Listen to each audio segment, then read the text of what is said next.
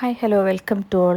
അപ്പോൾ ഇന്ന് നമ്മുടെ പറമ്പിൽ നിന്ന് കുറച്ച് മാമ്പഴം കിട്ടിയിട്ടാ. അപ്പോൾ ആ മാമ്പഴ പുളിശ്ശേരി ഉണ്ടാക്കാമെന്ന് വിചാരിച്ചിട്ട് മാമ്പഴം നമ്മൾ ആദ്യം ഒന്ന് കഴുകിയെടുക്കുകയാണ് കേട്ടോ.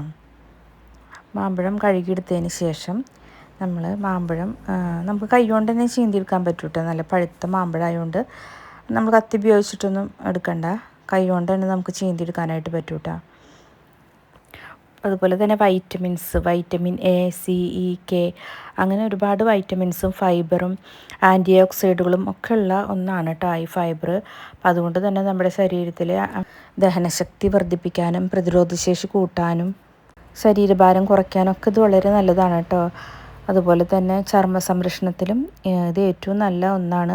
അതുപോലെ തന്നെ ഈ ചൂടുകാലത്ത് ചൂട് കുറയ്ക്കുന്നതിനായിട്ട് ഈ മാമ്പഴം വളരെ നല്ല ഒന്നാണ് കേട്ടോ. അതുപോലെ തന്നെ നമ്മുടെ വീട്ടിലുണ്ടാവണ മാമ്പഴമാണെങ്കിൽ വിഷമൊന്നും അടിക്കാത്ത നല്ല മാമ്പഴം തന്നെ നമുക്ക് കിട്ടുകയും ചെയ്യും കേട്ടോ.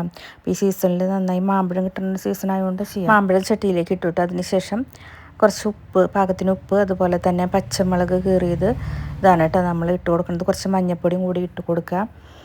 അതിന് അനുസരിച്ച് പാകത്തിന് കുറച്ച് വെള്ളം കൂടെ നമ്മൾ ഒഴിച്ച് കൊടുക്കുന്നുണ്ട് കേട്ടോ. ഈ മാമ്പഴം വേവാനായിട്ട് പാകത്തിനുള്ള വെള്ളം നമ്മൾ ഒഴിച്ച് കൊടുത്തിട്ട് ചട്ടി നമ്മൾ ഗ്യാസിലേക്ക് വെക്കുക കേട്ടോ. 5 മിനിറ്റ് ഇത് വേവിക്കാനായിട്ട് മൂടി വെക്കണം കേട്ടോ.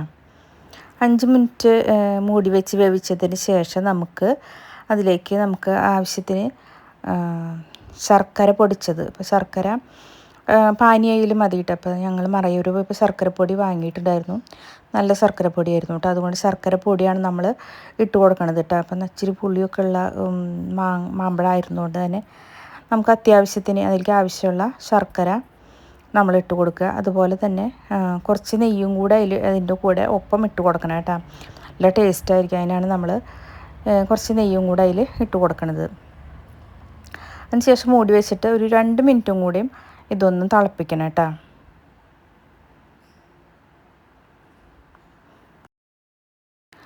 ആ നേരം കൊണ്ട് നമുക്ക് അരപ്പ് തയ്യാറാക്കാം കേട്ടോ. അരപ്പിനായിട്ട് നമ്മൾ തേങ്ങ ചിരകിയത് എടുക്കുക. അതിനുശേഷം നമ്മൾ എടുക്കുന്നത് നല്ല ജീരകമാണ് കേട്ടോ. നല്ല ജീരകം കുറച്ച് എടുക്കണം. അതുപോലെ തന്നെ കുറച്ച് മുളക് പൊടി, മഞ്ഞൾപ്പൊടി ഇതൊക്കെ ഇട്ടു. എന്നിട്ട് നമ്മൾ വെള്ളത്തിന് പകരം തൈര് ഒഴിച്ചിട്ടാണ് കേട്ടോ ഇത് നമ്മൾ അരച്ചെടുക്കുക. അങ്ങനെ അരച്ചെടുത്തതിന് ശേഷം നല്ല വെണ്ണ പോലെ അരച്ചിട്ടുണ്ടാവും. ആ അരപ്പെടുത്തിട്ട് നമ്മൾ ഈ വെന്ത മാമ്പഴത്തിലേക്ക് ഒഴിച്ച് കൊടുക്കുക കേട്ടോ, കറിയിലേക്ക്. അത് ഒഴിച്ചു കൊടുത്തതിന് ശേഷം ജസ്റ്റ് ഒന്ന് ചൂടാക്കിയാൽ മതി കേട്ടോ. ഒരുപാടൊന്നും അത് തിളപ്പിക്കാൻ പാടില്ല. പിന്നെ അതിനുശേഷം നമുക്ക് കാച്ചാനുള്ള കാര്യങ്ങളൊക്കെ നോക്കാം കേട്ടോ. നമുക്ക് നെയ്യാണ് കേട്ടോ അതിനും യൂസ് ചെയ്യണത്.